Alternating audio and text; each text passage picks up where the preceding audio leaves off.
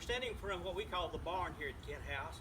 We use it as an exhibition place for our farm tools and for our carpentry tools. This is built on a dog trot style, which means there's an opening between the two buildings, and people called it that because basically a dog can trot through the middle of it. But the style is to have two sides with a big opening.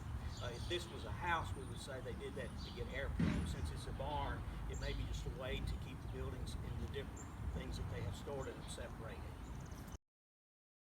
These are hewn logs that they've used to build this with. These are the original logs. If you notice that these relief lines are cut, this was probably done with an axe. In a few minutes when we talk about the tools, they use what's called foot adze.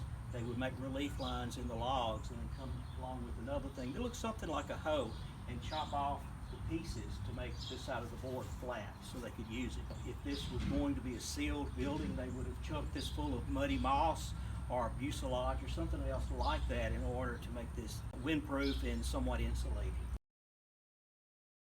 As I said earlier, when they were hewing logs to be able to make a log building like this, they would start out with an axe where they would cut relief lines into the log and then follow up with what is called a foot adze, which looks like this, which they would use and chop between their feet like a hoe to knock off the slab to be able to make the boards square.